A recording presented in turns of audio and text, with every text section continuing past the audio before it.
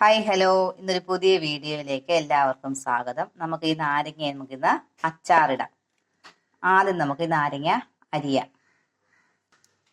നാരങ്ങ ഈ രീതി വേണം അരിയാൻ. കണ്ടോ, ഈ രീതി വേണം അരിഞ്ഞിടാൻ.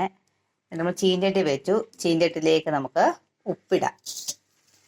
എന്നിട്ട് ഉപ്പ് നല്ലതുപോലെ ഒന്ന് വറക്കാൻ പോവുകയാണ്. അതിൻ്റെ കൂടെ നമ്മൾ അല്പം കായം കൂടെ ഇടണം. കായവും ഉപ്പും കൂടെ വേണം വറുത്തെടുക്കാൻ. പിന്നെ കായം അതിനകത്ത് കിടന്ന് മൊരിയണം ഉപ്പ്. എന്നിട്ട് ചെറിയ തീയിൽ ഇട്ട് കൊടുക്കണം. അതുപോലെ ഇങ്ങനെ ആക്കിക്കൊണ്ട് ആ ഉപ്പിൻ്റെ ചൂട് കൊണ്ട് കായം നല്ലതുപോലെ മൂക്കും. ഇളക്കി കൊടുക്കണം. അങ്ങനെ നമ്മുടെ കായം മൂത്തു. അത് കല്ല് പോലെ ആയിട്ടുണ്ട്. അതാണ് മൂത്ത പരുവം. നമ്മൾ കായം ഇങ്ങനെ കോരിങ്ങി എടുക്കുന്നു. ഒരു പാത്രത്തോട് ഇട്ടു.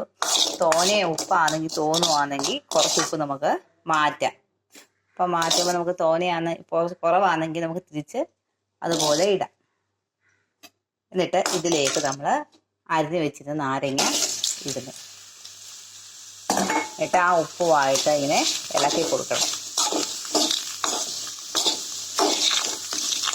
കുറച്ച് കഴിയുമ്പോൾ ഈ നാരങ്ങയുടെ നീരെല്ലാം ഇറങ്ങും. ചെറിയ തീയിൽ ആക്കി കൊടുക്കുക. അത് നാരങ്ങയുടെ നീരൊക്കെ ഇറങ്ങുന്ന കണ്ടോ, നമ്മളിങ്ങനെ ഇളക്കി കൊടുത്തുകൊണ്ടേ ഇരിക്കണം. അപ്പം കുറേ കൂടെ നീരും കൂടെ ഇറങ്ങും. അതോടൊപ്പം തന്നെ നമ്മുടെ നാരങ്ങയും വേവും. നല്ല രുചികരമായ അച്ചാറാണ് ഇങ്ങനെ തയ്യാറാക്കുമ്പോൾ. കണ്ടോ, നാരങ്ങയുടെ നീര് ഇറങ്ങിയത് കണ്ടോ.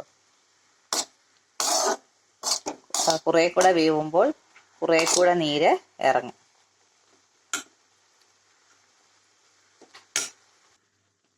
നമുക്കിതിലേക്ക് 1.5 സ്പൂൺ മുളക് പൊടി ഇടാം. എന്നിട്ട് ഇങ്ങനെ നല്ലതുപോലെ ഇളക്കണം. ഇളക്കിയിട്ട് ഇനി ഈ പൊടി ഒന്ന് വെന്ത് വരണം. ചെറിയ തീയിൽ കൊടുത്താൽ മതി.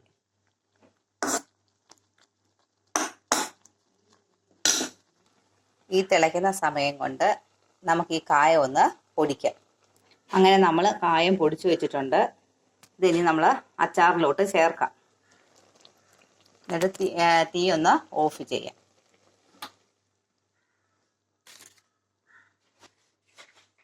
ഇത് കായം ഇട്ടൊന്ന് ഇളക്കാം നമുക്ക്.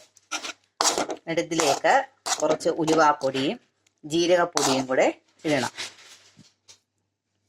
ഉലുവാപ്പൊടി ഇട്ടു. അതോടൊപ്പം അല്പം ജീരകപ്പൊടിയും കൂടി ഇട്ടു.